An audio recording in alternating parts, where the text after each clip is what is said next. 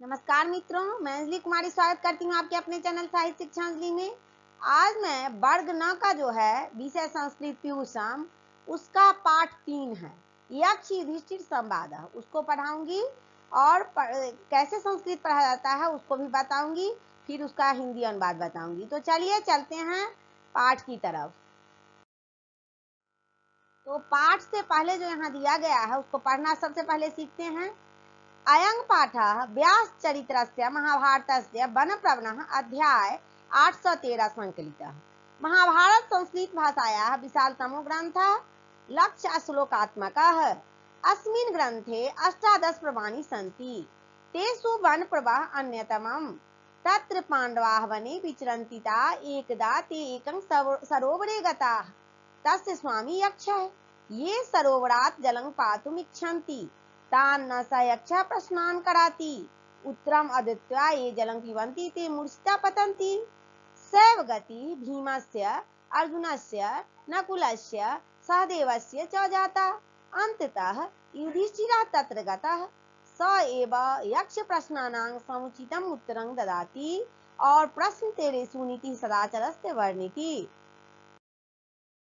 अभी जो संस्कृत बताए हैं उसका हिंदी देखिए कि उसका हिंदी क्या होगा, यह पाठ कहाँ से लिया गया है।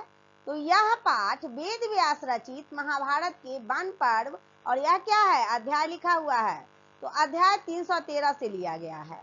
महाभारत संस्कृत भाषा का करीब 1 लाख श्लोकों वाला सबसे विशाल ग्रंथ है। यहाँ से भी प्रश्न निकलते हैं कि महाभारत सबसे विशाल ग्रंथ है और इसमें करीब 1 लाख श्लोक हैं।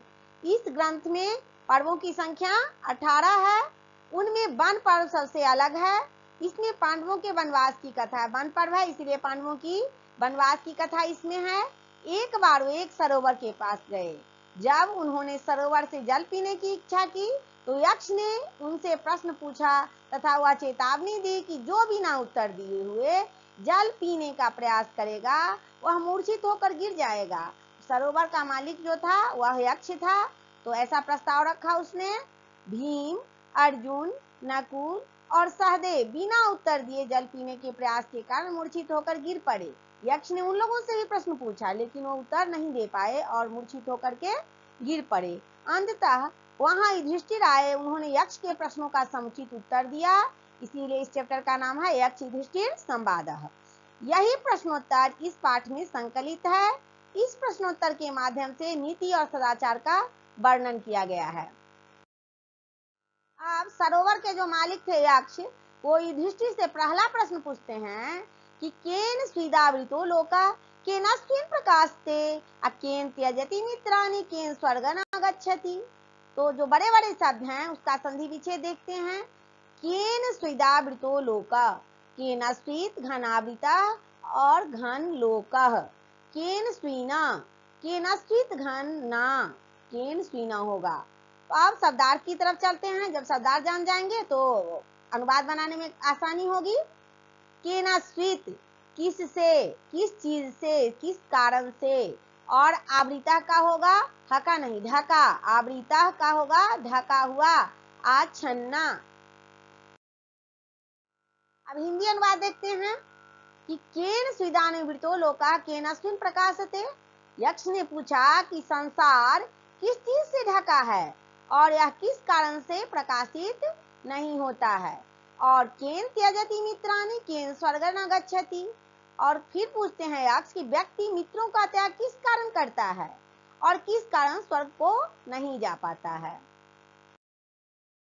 अब यक्ष ने प्रश्न पूछा था तो युधिष्ठिर ने बड़े सरल स्वभाव से उसका उत्तर दिया और कहा कि यज्ञानेनावृतो लोकस्तमसा न प्रकाशते, अलोभात त्यजति मित्राणि, संगात स्वर्ग न गच्छति। तो अब जो बड़ा बड़ा सा वर्ड है उसका संधि विच्छेद देखते हैं कि अज्ञानेनावृतो, इसको पढ़ना भी सीखिए आप लोग। अज्ञानेन घन आवृतः, अज्ञानेनावृतो होगा, और लोकस्तमसा, लोकः घन तमसा, लोकः घन तमसा होकर मिलकर के क्या बन जाएगा, लोकस्तमसा। अब जब संधि पीछे देख लिए तो शब्दार्थ की तरफ चलते हैं। तमसा, तमसा का अंधेरा के कारण, अंधेरा के कारण होगा शब्दार्थ इसका। और संगात, संग दोष से, आसक्ति से, आसक्ति के कारण। तो उन्होंने यक्ष के पहले प्रश्न का जो उत्तर दिया है, तो युधिष्ठिर बोलते हैं कि अज्ञाने नावृतो लोकस्तमसा न प्रकाशते। युधिष्ठिर कहते हैं कि यह संसार अज्ञान से ढका हुआ है और यह अंधकार के कारण प्रकाशित नहीं होता है।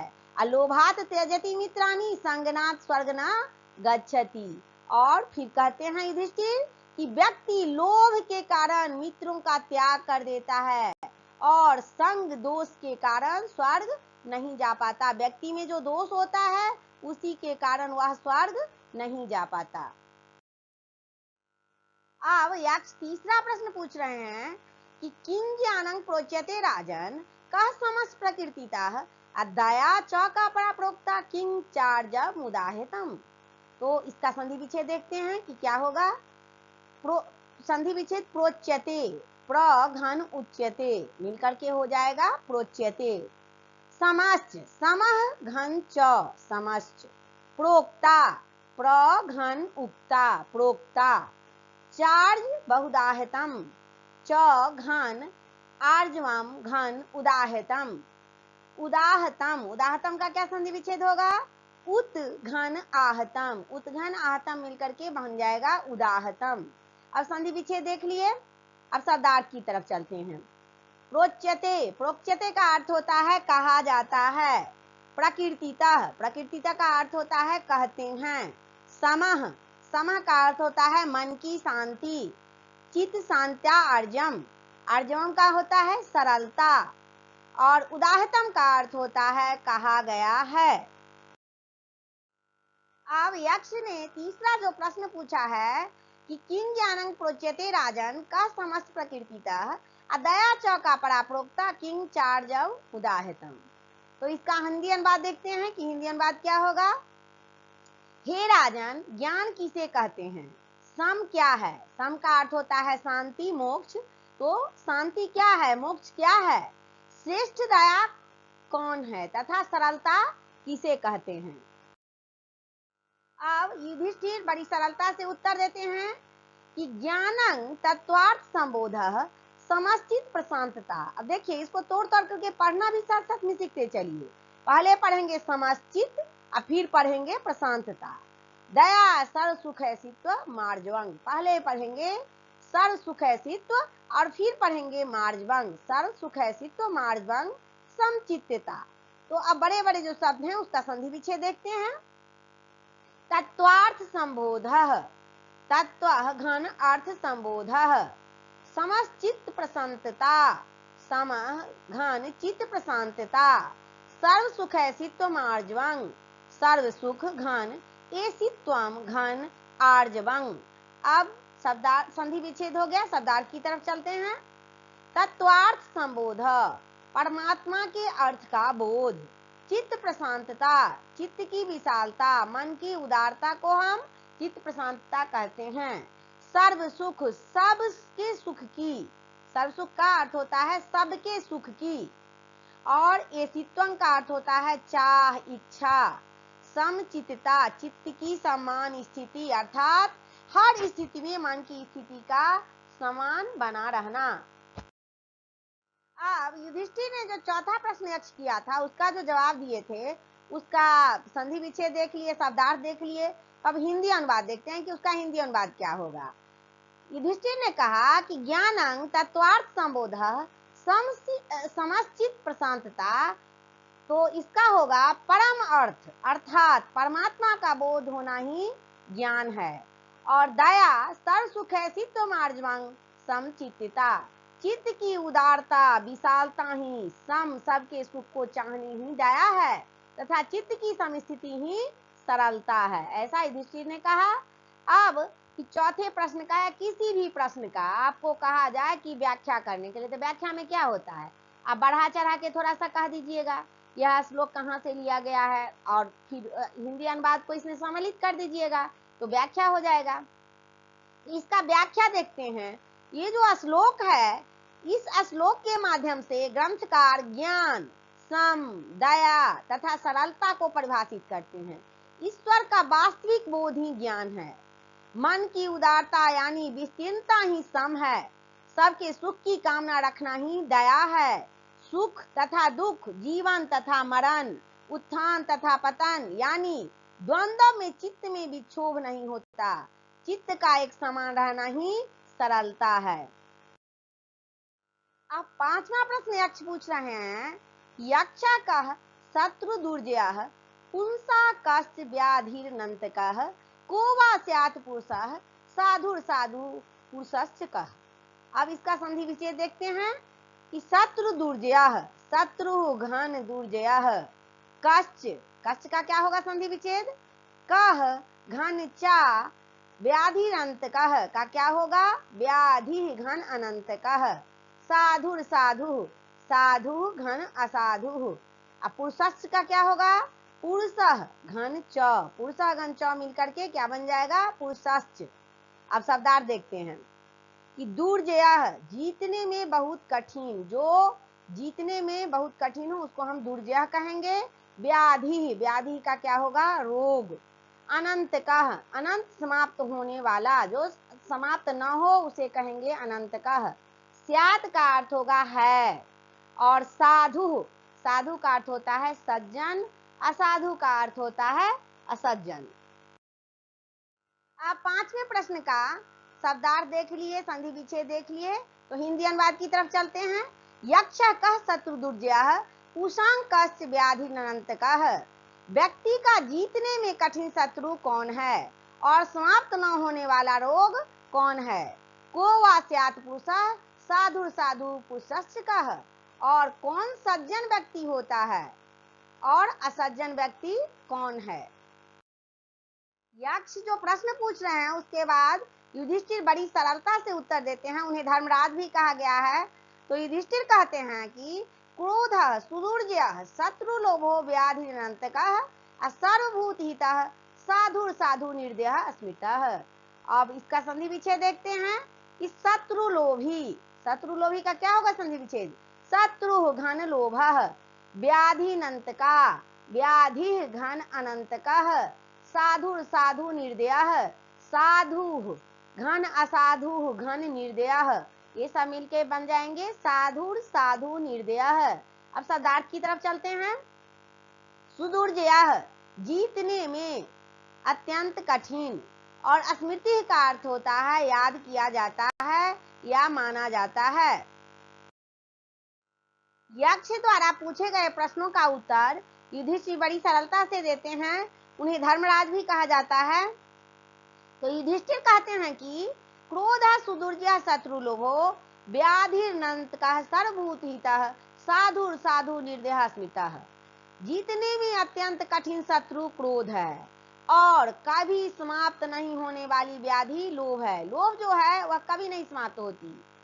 सभी प्राणियों के कल्याण में तत्पर व्यक्ति साधु तथा निर्दयी व्यक्ति को असाधु माना जाता है। जो व्यक्ति सभी प्राणियों के हित में खड़े रहते हैं उन्हें हम साधु कहते हैं, और जो व्यक्ति निर्दयी होते हैं जिनके पास दया नहीं होती वो असाधु कहे जाते हैं। अब आपको व्याख्या करने के लिए कहा जाएगा, तो व्याख्या में बढ़ा चढ़ा के आप लोग करेंगे थोड़ा सा कि यह कहाँ से संकलित पाठ है। या तो महाभारत के वन पर्व से संकलित पाठ यक्ष युधिष्ठिर संवाद का यह श्लोक हमें अज्ञेय शत्रु, अनंत व्याधि, साधु तथा असाधु का सही अर्थ बताता है। शरीर में स्थित दोष, क्रोध हमारा सबसे कठिन शत्रु है। हमारे शरीर में जो दोष होते हैं, क्रोध होते हैं, वो हमारा बहुत कठिन शत्रु है। सबसे बड़ा शत्रु वही है। उन्हीं दोषों में एक दोष लोभ हमारा कभी नहीं व्याप्त होने वाला रोग है। यह ऐसा रोग है जो कभी व्याप्त समाप्त नहीं होता है। लोभ की जितनी पूर्ति की जाए वह उतना ही बढ़ता जाता है। लोभ जितनी पूर्ति होती है उतना बढ़ता जाता है। सबके कल्याण की कामना करने वाला साधु पुरुष होता है, तथा क्रूर कर्म करने वाले जो गलत कर्म करते हैं व्यक्ति वो ही असाधु कहे जाते हैं। अब सरोवर के मालिक जो यक्ष हैं फिर अपना अगला सवाल पूछते हैं युधिष्ठिर से कि किंग स्थैर्य ऋषिभिः प्रोक्तं किंग च धैर्य मुदाहतम स्नानं च किंग परं प्रोक्तं दानं च किमिहोच्यते। अब इसका संधि विच्छेद देखते हैं बड़े बड़े शब्दों का। स्थैर्य ऋषिभिः, स्थैर्यम घन ऋषिभिः, धैर्य मुहायतम धैर्यम घन उदाहतम, किमिहोच्यते का क्या होगा, किम किम घन इह घन उच्यते, किम होच्यते। अब शब्दार्थ देखते हैं कि स्थैर्यम, स्थैर्यम का शब्दार्थ अर्थ होगा स्थिरता, और ऋषि भी का होगा ऋषियों द्वारा। धैर्यम का अर्थ होगा धैर्य, धीरता, धीरजा, और किंग का अर्थ होता है क्या, इह का अर्थ होता है इस संसार में। यक्ष पूछ रहे हैं कि किंग स्थैर्यम ऋषि भी प्रोक्तम किंग च धैर्य मुदाहतम, तो इसका हिंदी अनुवाद होगा कि ऋषियों द्वारा स्थिरता किसे कहा गया है और धैर्य क्या बताया गया है। स्नानं च किं परं प्रोक्तं दानं च किं होच्यते, तथा श्रेष्ठ स्नान किसे कहा गया है और इस संसार में दान किसे कहा गया है। तो धर्मराज युधिष्ठिर का जवाब है कि स्वधर्म स्थिरता, स्थैर्य, धैर्य मिनिंद्रिय निग्रह, स्नानं मनोमल त्यागो, दान वै भूत रक्षणम। अब बड़े बड़े शब्दों का संधि विच्छेद देखते हैं। धैर्य मिनिंद्रिय निग्रह, धैर्यम घन इंद्रिय विप्रह, और शब्दार्थ देखते हैं इंद्रिय निग्रह, इंद्रियों पर नियंत्रण अर्थात मन पर नियंत्रण, भूत रक्षणम प्राणियों की रक्षा। युधिष्ठिर जवाब देते हैं कि स्वधर्म स्थिरता, स्थैर्य, धैर्य, मनिंद्रिय निग्रह, अपने धर्म में स्थिर रहना ही स्थैर्य है और इंद्रियों पर नियंत्रण रखना धैर्य है। स्नानं मनोमल त्यागो दान वैभूत रक्षणम, मन के दोषों का त्याग करना स्नान है, यानी कि स्नान कर लिया, मन का जो दोष है वो त्याग नहीं किए। कह रहे हैं कि मन का दोषों का त्याग करना ही स्नान है तथा प्राणियों का रक्षा दान है। अब इसको व्याख्या करने के लिए कहा जाएगा, तो व्याख्या कैसे करेंगे। यह जो है श्लोक यह महाभारत के वन पर्व से संकलित यक्ष युधिष्ठिर संवाद का श्लोक स्पष्ट करता है कि अपने द्वारा अपनाए गए धर्म अर्थात कर्म में स्थिर रहना चाहिए, यही स्थिरता है। इंद्रियों के भस्मीभूत में अनीतिपूर्ण कार्यों को नहीं करना चाहिए। इंद्रिय अगर कहे कि अनीतिपूर्ण कार्य करो, चोरी करो, बेईमानी करो, तो नहीं करना चाहिए। वास्तविक धैर्य इंद्रियों पर लगाम लगाना ही है। मन के मुख्य 6 दोषों के त्याग के लिए सतत प्रयास करना चाहिए और वास्तविक स्नान यही है कि तथा प्राणियों की रक्षा करना चाहिए। और युधिष्ठिर का यह उत्तर वर्तमान काल में भी उतना ही प्रासंगिक है। यह उत्तर जो है तो अभी के काल में अभी भी जो है, अभी भी यह चीज प्रासंगिक है कि स्नान से ज्यादा जरूरी है मन का स्नान करना। जितना महाभारत काल में था उतना अभी भी यह प्रासंगिक है। अब यक्ष के द्वारा पूछा गया अंतिम प्रश्न है। और सरोवर के नजदीक 4 भाई मूर्छित पड़े हुए हैं। उन्होंने बिना प्रश्न का उत्तर दिए हुए पानी पीने की चेष्टा की तो मूर्छित हो गए और उनको मूर्छा से जगाने के लिए और पानी भी पीने के लिए युधिष्ठिर को यक्ष के सारे प्रश्नों का जवाब देना पड़ रहा है और धर्मराज हैं। तो यक्ष के द्वारा पूछा गया अंतिम प्रश्न है, कह पंडिता पुमा यो नास्तिका कश्च उच्यते को मूर्खा कश्च कामः स्यात् को मत्सरा इति स्मृतः। अब इसका संधि विच्छेद देखते हैं कि क्या होगा। पुमायो, पुमान घन ज्ञेयः, नास्तिकः नः घन आस्तिकः, पढ़ना भी सीखे साथ साथ में, न घन आस्तिकः नास्तिकः, कश्च, कश्च का होगा कह घन च। अब शब्दार्थ देखते हैं। पुमान, पुमान का क्या होता है, पुरुष व्यक्ति, ज्ञेयः जाना जाता है, नास्तिका अनिश्वरवादी, ईश्वर तथा वेद को नहीं मानने वाला, जो ईश्वर को नहीं मानता कहते हैं कि फलाना नास्तिक है, अमुक व्यक्ति नास्तिक है, ईश्वर को नहीं मानता है। और जो ईश्वर को मानता है उसको क्या कहते हैं, आस्तिक। तो ईश्वर को नहीं मानने वाले को नास्तिक कहते हैं, अनिश्वरवादी कहते हैं। कामः, कामः का अर्थ होता है इच्छा, वासना। मत्सर, ईर्ष्या, द्वेष, किसी के प्रति ईर्ष्या नहीं रखनी चाहिए, द्वेष भावना नहीं रखनी चाहिए। इति, इति का अर्थ होता है ऐसा, और अस्मिता का अर्थ होता है याद किया। तो यक्ष के द्वारा जो अंतिम प्रश्न पूछा गया है उसका हिंदी अनुवाद देखते हैं। संधि विच्छेद देख लिए, शब्दार्थ देख लिए, अब हिंदी अनुवाद देखते हैं। कह पंडिता पुमायो नास्तिका कश्च उच्यते, कौन व्यक्ति पंडित जाना जाता है और कौन नास्तिक कहलाता है। को मूर्खा कश्च कामः स्यात् को मत्सरा इति स्मृतः, मूर्ख कौन है, काम क्या है और ईर्ष्या किसे कहते हैं।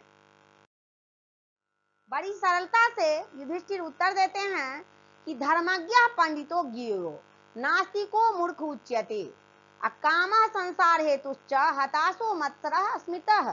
इसका शब्दार्थ है संसार हेतु, संसार के कारण, सृष्टि के उद्भव के कारण। हत का अर्थ होता है हृदय और तापा का अर्थ होता है दाह, जलन। और फिर इसका हिंदी अनुवाद देखते हैं कि धर्मज्ञ पंडिता क्यों नास्तिको मूर्ख उच्यते। तो धर्म को जानने वाला ही पंडित जाना जाता है और मूर्ख हीन क्या वजह नास्तिक कहे जाते हैं। जो मूर्ख होते हैं वे नास्तिक कहे जाते हैं। और काम संसार हेतुश्च हतापो मत्सरः स्मृतः। काम संसार का कारण है और हृदय की जलन को ही ईर्ष्या कहते हैं। हृदय में जो जलन होता है उसी को हम ईर्ष्या कहते हैं। अब लास्ट प्रश्न जो पूछा गया था यक्ष के द्वारा, उसका लास्ट प्रश्न का जो आंसर दिए हैं, उत्तर दिए हैं धर्मराज युधिष्ठिर, उसका अगर कहा जाएगा कि व्याख्या करने के लिए, तो व्याख्या में हम बढ़ा चढ़ा करके करेंगे। यह कहाँ से संकलित है, किसके द्वारा यह संवाद कहा गया है। तो व्याख्या देखते हैं कि इसका व्याख्या क्या होगा। धर्मज्ञ पंडितो ज्ञेयो नास्तिको मूर्ख उच्यते अकामः संसार हेतुश्च हतापो मत्सरः स्मृतः। तो व्यास रचित महाभारत के वन पर्व से संकलित यक्ष युधिष्ठिर संवाद के इस श्लोक में यक्ष के प्रश्नों के उत्तर में युधिष्ठिर स्पष्ट करते हैं कि जो धर्म को भली भांति जानता है, जो यह ठीक तरह समझता है कि किस परिस्थिति में हमारा कर्म, हमारा आचरण क्या होना चाहिए, परिस्थिति चाहे कैसी भी हो, हमारा जो कर्म है, हमारा आचरण है, वह नहीं बदलना चाहिए, वही पंडित कहलाने का अधिकारी है। और जो इस चीज को नहीं बदलता है वह पंडित कहलाने का अधिकारी है। मूर्ख ही नास्तिक कहलाता है। काम ही संसार का कारण है, अर्थात हमारी इच्छाएं, वासनाएं ही संसारिक कार्यकलापों तथा जन्म मरण का कारण है। और हृदय के ताप अर्थात दाह का जलन ही क्या कहलाता है, उसी को हम मत्सर कहते हैं। अब यक्ष जो थे, जो सरोवर के मालिक थे, युधिष्ठिर से प्रश्न पूछते हैं और प्रश्न का पूछे गए प्रश्नों का उत्तर बड़ी सरलता से धर्मराज युधिष्ठिर देते हैं। उसके बाद यक्ष प्रसन्न हो जाते हैं और युधिष्ठिर से कहते हैं कि वरदान मांगो। तो युधिष्ठिर वरदान के रूप में अपने चारों भाई जो उनके थे वो मूर्छित पड़े हुए थे सरोवर के किनारे, तो उनको जागाने का, उनको फिर से जिलाने का वरदान मांगते हैं। और फिर जब युधिष्ठिर उनको जिला देते हैं, उसी पानी से वो मूर्छा उनकी दूर होती है। उसके बाद यक्ष कहते हैं कि आपको जितना जी चाहे आप इस सरोवर में स्नान करें और इच्छा भर पानी पिए। फिर युधिष्ठिर उस सरोवर में चारों भाई सहित स्नान करते हैं, इच्छा भर पानी पीते हैं और उसके बाद आगे की ओर प्रस्थान करते हैं। तो आप लोगों को यक्ष युधिष्ठिर संवाद जो था, इस चैप्टर को मैंने पढ़ा दिया। इस चैप्टर से बहुत कुछ सीखने को मिला कि कैसा कर्म करना चाहिए, मोक्ष क्या है, ज्ञान क्या है, दान क्या है, ढेर सारी बातों को सीखने को मिला। तो अगर आप लोगों को यह बात अच्छी लगी, आप लोगों को पढ़ने पढ़ाने में सहायता प्रदान करेगी ये सारी चीजें, सारी बातें, तो चैनल को सब्सक्राइब करें, वीडियो को लाइक करें, दोस्तों में शेयर करें। तब तक के लिए जय हिंद, जय भारत।